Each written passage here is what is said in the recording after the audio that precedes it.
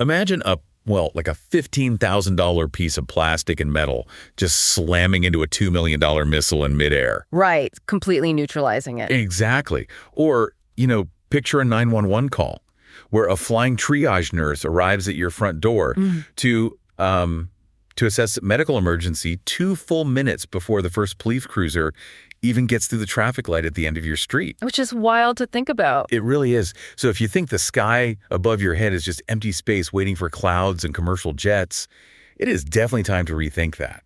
Because the airspace above our cities, it isn't empty anymore. No, not at all. It is rapidly becoming the newest, most heavily funded and heavily regulated infrastructure grid on Earth. Welcome to the Red Raven UAS podcast. Before we jump in, for anyone joining us for the first time, I just want to quickly say who we are. Red Raven UAS provides customized drone training, program development, and expert consulting. At Red Raven, we work with public safety, utilities, and enterprise teams. And our focus is really on one thing: helping you launch and grow a drone program that's safe, compliant, and actually ready for your mission. We do the consulting, the strategy, and the hands-on training that turns an idea into a real operational tool. Visit redravenuas.com for consulting, training, and FAA Part 107 certification, and check out the current special pricing on our Part 107 course. Today, we're taking a stack of intelligence from just this past week, 5 major developments that, honestly, they might seem totally disconnected at first glance. But they really form a perfect map of this new reality. And yeah, we are moving from a period where drones were treated as like consumer electronics or localized tools into an era where they are this continuous, integrated logistical layer. It really is a fundamental rewriting of how we use the physical space above our rooftops. Yeah. And our mission today on the Red Raven UAS podcast is to connect the causality between these events for you.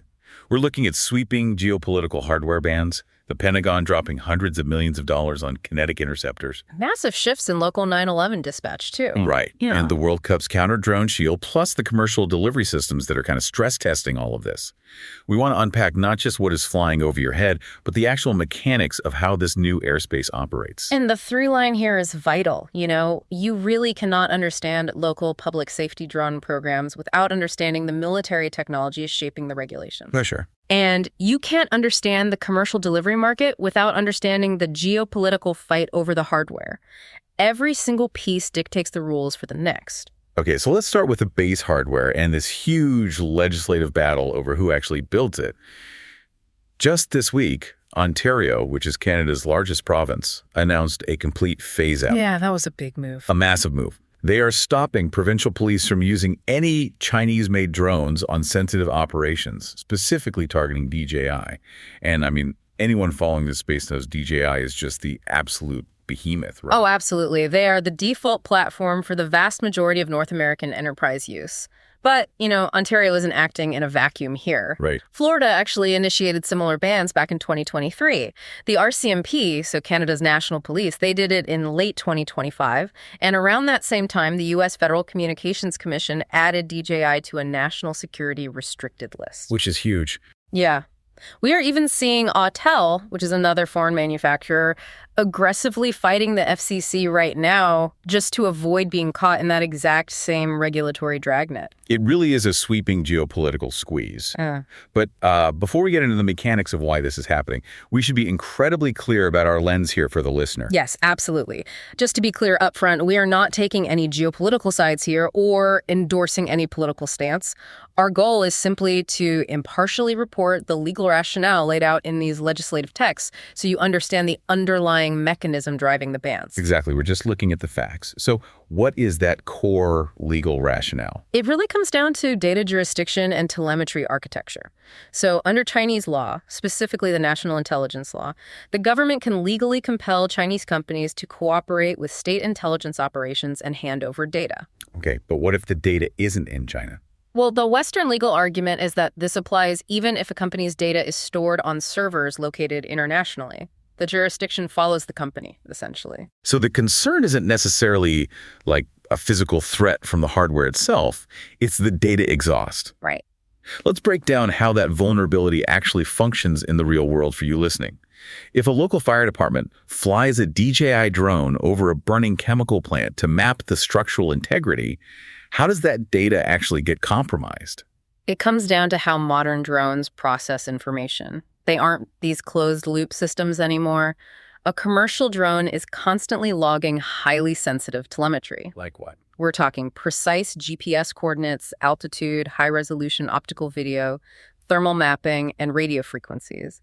And for operational convenience like fleet management or building 3D models, that data frequently syncs back to cloud server. Right, because you need to access it later. Exactly. So the vulnerability Western governments are citing is that once that geographic and operational data hits a server owned by a foreign company, the legal mechanism exists for a foreign government to demand access to it. Which basically creates a systemic map of critical infrastructure. Exactly. It's the difference between malicious intent and legal vulnerability. The legislation isn't accusing these manufacturers of actively spying today. It's identifying that they could be legally forced to do so tomorrow. Right. But let's look at the immediate reality for a listener who maybe manages a fleet of these drones for your university or, I don't know, a construction firm. I mean, nobody is showing up to confiscate your hardware this afternoon, right? No. The fleets aren't being grounded today. But the long-term economic reality is shifting violently. How so? Think about how municipal budgets work. If you are a local agency or an enterprise heavily reliant on federal or state homeland security grants, you are essentially watching the funding tap for foreign-made hardware being permanently welded shut. Ah, I see. It's like finding out the brand new fleet of company cars you just bought might be permanently grounded by a sudden change in local zoning laws. You can still drive them today, but you'd be foolish to buy another one tomorrow. Precisely. That's a perfect analogy. And this anxiety over invisible data leaks naturally pushes us toward the next problem. Right, the physical side. Yeah, if governments are desperately trying to legislatively ban the invisible threat of rogue data, how are they physically handling the threat of rogue hardware actually flying into restricted airspace? Which moves us from the legislative fight to the literal physical battle in the sky. So the Pentagon just committed to a massive contract, a ceiling of up to $500 million. That's $500 million. Yeah, $500 million. With a California startup called Perennial Autonomy. And fun fact, they were founded by former Google CEO Eric Schmidt. Oh. And their approach to this problem is just fascinating. They are building these small, incredibly fast interceptor drones designed to physically smash into and disable hostile drones. Kinetic drone-on-drone interception. It sounds like sci-fi. It really does. But we have to look closely at that $500 million figure because the underlying economics dictate why this matters. This is an IDIQ contract. Meaning indefinite delivery, indefinite quantity. Right. So it's not a giant check handed over on day one. It operates more like a pre-approved credit limit over 3 years. The military orders what they need up to that ceiling. But the real story here is the unit economics.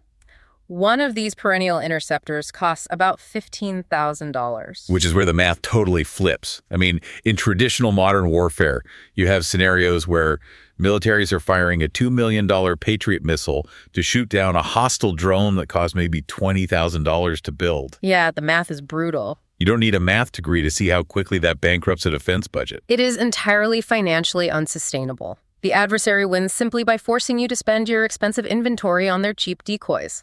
What Perennial represents is a structural shift cheap defense, finally beating cheap offense. But how do these things actually work? Because at the speeds these are traveling, human reflexes are useless. Yeah. How are they actually ensuring a kinetic impact? Does it drop a net or use explosives? Neither, actually. It's essentially a smart blunt force object. Really? Just a battering ram? Yeah. The interceptor uses advanced computer vision algorithms in its terminal phase. A human operator might get it to the general vicinity using radar tracking, but in the final seconds, the drone's onboard optical sensors take over. Oh, wow. It identifies the target, calculates the trajectory of a jinking, evading hostile drone, and micro-adjusts its own rotors to physically ram it at high speed, completely destroying the target's rotors or chassis. And this scale is just staggering when you pair it with the other defense story from this month.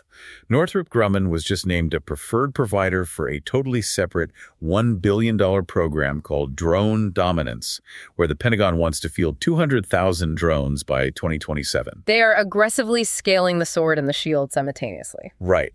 But here is the critical connection for you, the listener. You might wonder why a civilian should care about a Department of Defense IDIQ contract for kinetic interceptors. It matters because the rules of the road are always written by the heaviest trucks. The military drives the standard. Always.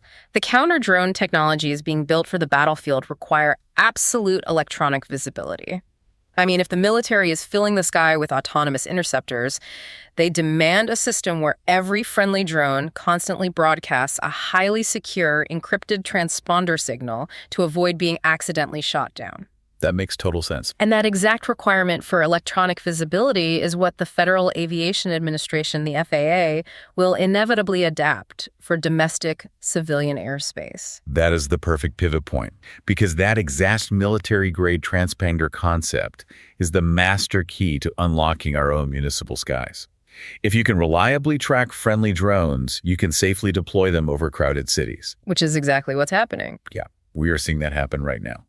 On May 20th, the Dallas Police Department officially launched its Drone as First Responder Program, or DFR. Dallas is a massive milestone for this technology. And the mechanics of how they are doing it are brilliant. These aren't police officers standing on a sidewalk holding a controller. No, not at all. When a 911 call drops, a drone is deployed simultaneously from specialized docks located on the roofs of 8 fire stations across the city.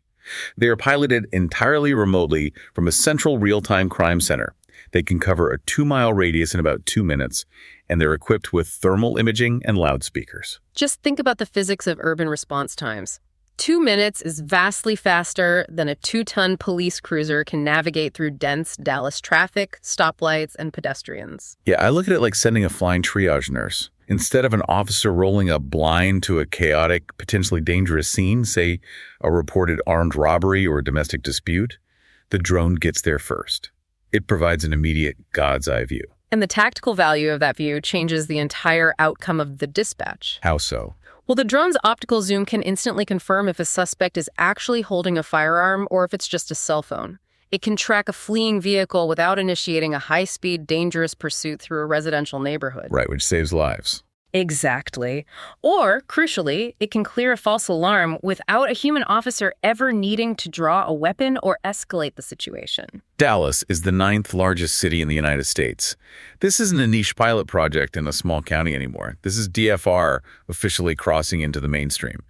But, looking at the implementation, buying the hardware seems like the easiest step. Oh, the hardware is just a line item on a budget. It's the easy part. Yeah. The actual friction, the barrier to entry for any city attempting this, is the bureaucratic and social engineering required to build the program. You're talking about the regulatory legwork. Regulatory and community. To operate a centralized DFR program where drones launch automatically, you need complex waivers from the FAA to fly over moving vehicles and people. You need deep integration with your computer-aided dispatch or CAD system. Right, so the systems talk to each other. Exactly. When a dispatcher types the incident notes, the software has to automatically geolocate the address and calculate the optimal flight path for the drone before the human dispatcher even finishes the call. That's incredible. But beyond the software, you need rock-solid, transparent policies regarding data retention and privacy. If a community believes these drones are just, persistent surveillance platforms peeking into backyards, the public trust evaporates and the program gets shut down by the city council before it ever scales. Definitely. So assuming a city gets that buy-in, Right. and you have these DFR drones crisscrossing the skyline responding to emergencies, it introduces a massive air traffic control problem. Huge problem. Right. If a city is hosting a massive crowded event, how on earth do authorities keep track of their own emergency drones, news helicopters, and potentially hostile rogue drones all at the exact same time? Well, that is the exact challenge being solved in Kansas City right now, and it really serves as the blueprint for the civilian shield. Okay, let's break down what's happening there. The FIFA World Cup kicks off on June 11th, and Kansas City is hosting 6 matches at Arrowhead Stadium. To handle the airspace, they've activated a fully integrated drone coordination platform, partnering with local police and a tech company called Airspace Link. Their goal is to pull all these disparate pieces of drone detection gear into a single unified screen. The technical hurdle they are overcoming here is fragmentation. Because traditionally, stadium airspace defense is just a mess of incompatible hardware. How bad is it? It's bad. The stadium security team might deploy radio frequency scanners looking for the controller link of a drone. The local police might bring in acoustic sensors listening for the specific hum of drone rotors. And then the FBI or federal agencies might roll up with traditional radar that bounces waves off the physical mass of the drone. And none of these systems speak the same language. Exactly. They are proprietary. So what Airspace Link is doing is essentially building an API gateway, like a universal translator. It takes the radio frequency data, the acoustic data, and the radar data, processes it, and fuses it into a single pane of glass. Responders get a comprehensive, real-time map of the sky. And the operational advantage of that fusion is instant triage, right? Because if you are sitting in that command center, you can look at the screen and immediately differentiate between a clueless hobbyist who accidentally flew their DJI into the stadium restriction zone to get a cool photo. Right, which happens all the time. Yeah, versus a coordinated threat using a custom-built drone that is actively trying to spoof its GPS or mask its radio signal. Exactly. It separates the noise from the threat. But here is the real takeaway for the listener, and I think it's the hidden genius of how municipal infrastructure actually gets built. The most important detail isn't that Arrowhead Stadium will be safe during a soccer match. No, that's just the catalyst. Right. It's that this massive integration that was funded by federal Homeland Security grants designed specifically for the World Cup. It's a permanent capital injection. Yes. Mega events like the World Cup or the Super Bowl are effectively being used as Trojan horses to secure federal funding for permanent, citywide airspace architecture that a local municipality could never afford on its own municipal budget. It's brilliant, really. It is.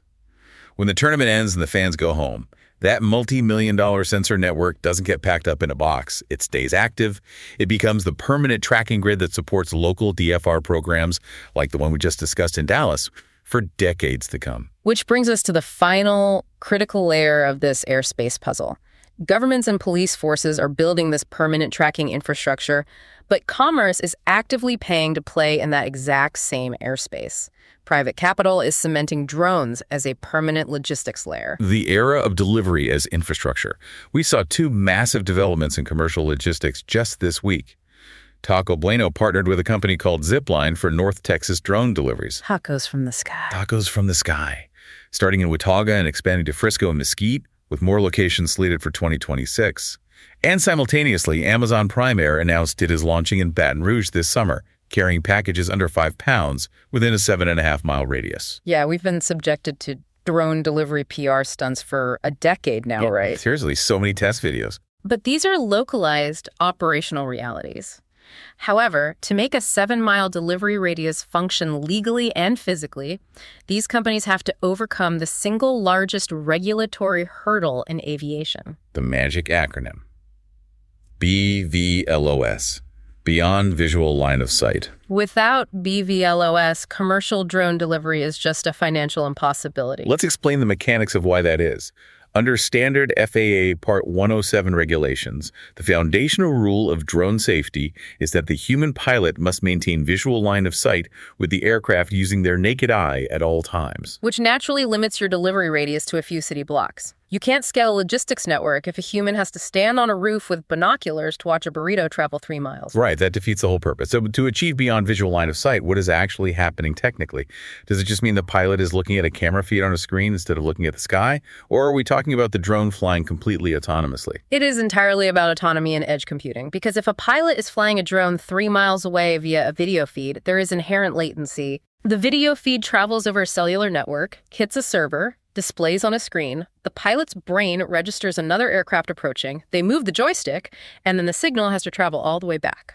And at flying speeds, that's too slow. Exactly. That half second of latency means a mid-air collision. The drone basically has to be smarter than the delay. Precisely. To get BVLOS approval from the FAA, companies like Zipline and Amazon have to prove their onboard sensor fusion is faster and safer than a human eyeball. So they equip these drones with miniaturized radar, LiDAR, acoustic sensors, and optical cameras. That's a lot of tech packed into a small frame. It is, but more importantly, they put heavy compute processing directly on the drone. It analyzes the airspace and executes collision avoidance maneuvers locally in milliseconds without ever asking a human for permission. Getting the FAA to sign off on that requires mountains of safety data and rigorous testing. And, that brings us to the ultimate synthesis for this entire episode of the Red Raven UAS podcast. Let's tie it all together. The airspace rules currently being stress tested by Zipline, dropping off Tex-Mex in Watauga, and Amazon dropping off toothpaste in Baton Rouge. Those are the exact regulatory frameworks that will dictate all future enterprise drone operations. Right. The collision avoidance rules written for a burrito today are the precise rules that will govern automated pipeline inspections, medical organ deliveries, and eventually human-carrying urban air taxis tomorrow. Every single story we've analyzed today is a stress test for a unified airspace. So let's pull the camera all the way back and look at the causality we've mapped out here. You have Ontario legislating against foreign hardware to protect state telemetry data. You have the Pentagon pouring hundreds of millions into kinetic interceptors, which in turn forces the development of the electronic tracking standards. Yep, the military sets the standard. And then those exact tracking standards allow Dallas to safely integrate automated 9/11 drones into dense urban airspace. Kansas City uses federal World Cup money to build the permanent unified sensor grid to manage that airspace. And then finally, Amazon and Zipline leverage all of that regulatory and physical infrastructure to prove that autonomous edge computing drones can safely navigate beyond human sight. It's all connected. The evidence is undeniable. Drones have graduated from the experimental phase. They are heavily regulated, structurally integrated infrastructure operating in our daily lives right at this very second. They are just as permanent and just as critical to a city's function as the traffic lights hanging over the intersections and the fiber optic cables buried under the sidewalks. Which leaves us with a really necessary question for you, the listener, to consider as this scales up. Let's hear it. We've established that the sky is now an active logistical layer. But as that invisible infrastructure thickens, as the space above our homes fills with commercial delivery routes, automated 9/11 first responders, and military-grade tracking systems, at what point does the airspace right above your own backyard stop feeling like your private sky and start functioning exactly like a bustling, heavily monitored public highway? Wow. From a blank canvas to a public highway. That is a profound shift in how we experience our own environment, and definitely something to mull over the next time you step outside and look up. Thank you so much for joining us on the Red Raven UAS podcast today. We invite you to keep exploring the mechanics of these shifting realities, because the infrastructure above our heads is evolving way faster than most of us realize. Keep looking up and always question the mechanisms behind what you see. Well, we want to thank you so much for joining us today. We know your time is valuable, and we appreciate you spending it with us. Make sure you follow us so you don't miss a new episode every week, and we will catch you on the next one. Visit redravenuas.com for consulting, training, and FAA Part 107 certification, and check out the current special pricing on our Part 107 course.